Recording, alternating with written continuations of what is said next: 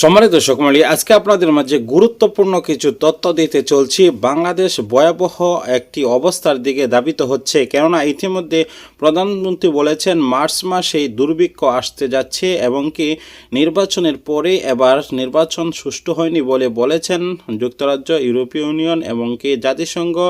আজকে এই মুহূর্তে বলেছেন হিউম্যান রাইটস ওয়াচ, মানবাধিকার সংস্থা। আমরা সব মিলিয়ে বুঝতে পারছি যে স্যাংশন অতি দ্রুত আসতে চলছে। তাহলে স্যাংশন আর সেই প্রধানমন্ত্রীর বলা দুর্ভিক্ষ একত্রিত হয়ে গিয়েছে।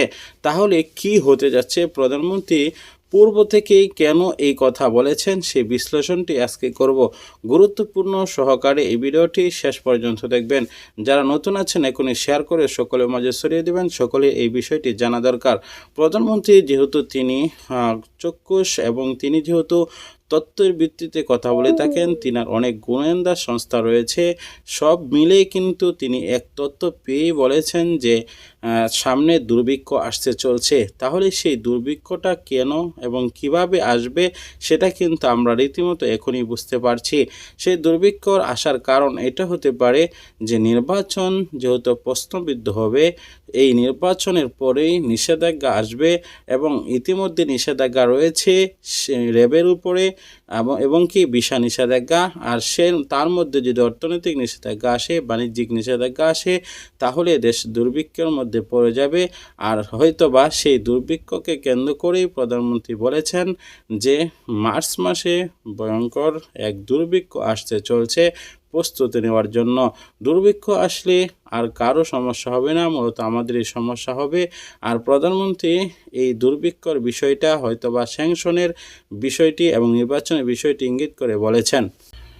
সম্মানিত দর্শক মণ্ডলী, তাহলে আমরা ধরতে পারি যে প্রধানমন্ত্রী কিন্তু বুঝতে পেরেছিলেন এবং কি ইঙ্গিত দিয়েছেন যে নির্বাচন প্রশ্নবিদ্ধ হবে এবং সেই নির্বাচনের পরে স্যাংশন দেওয়া হবে। স্যাংশন ইতিমধ্যে রয়েছে, ভিসা নিষেধাজ্ঞা এবং কি রয়েছে আমাদের উপরে সেই মার্কিন নিষেধাজ্ঞা র্যাবদের উপরে, র্যাবের সদস্যদের উপরে।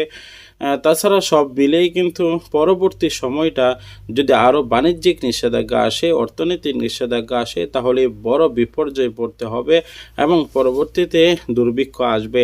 তাহলে কি প্রধানমন্ত্রী এমন যুদ্ধবিক করে তিনি বলেছেন? আমরা কখনো চাই না যে বাংলাদেশের দুর্ভিক্ষ আসুক, কেননা বাংলাদেশ আমাদের দেশ, বাংলাদেশের নিয়ে আমরা গর্ব করি। বাংলাদেশের ভালো মানে আমাদের ভালো এবং সর্বদাই আমরা বাংলাদেশের ভালো চাই। কিন্তু এই স্যাংশন যদি আসে তাহলে অবশ্যই আমাদেরই ক্ষতি হবে, কেননা যারা দিনমজুর এবং যারা টানাপোড়াতে চলে, যারা মধ্যবিত্ত পরিবার, তারাই কিন্তু এই স্যাংশনের মধ্যে কঠিন বিপর্যয়ের মধ্যে পড়বে।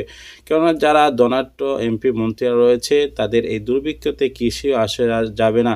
যদি স্যাংশন আসে তারা সে আমেরিকা যুক্তরাষ্ট্র যাবে না, অন্য অন্য দেশে যেতে পারবে, কিন্তু স্যাংশনের কারণে আমরা বিপদের মধ্যে পড়ব। যেভাবে দ্রব্যমূল্য ঊর্ধ্বগতি হয়েছে, আরও অনেক ঘটনা ঘটতে পারে এবং কি আমরা একের পর এক চাপের মধ্যে থাকব।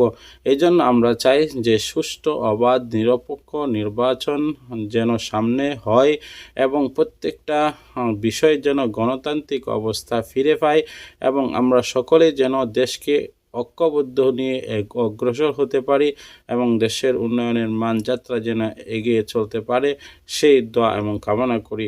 আজকের মধ্যে বিদায় নিচ্ছি, দেখা হবে পরবর্তী ভিডিওতে। আসসালামু আলাইকুম রহমতুল্লাহ।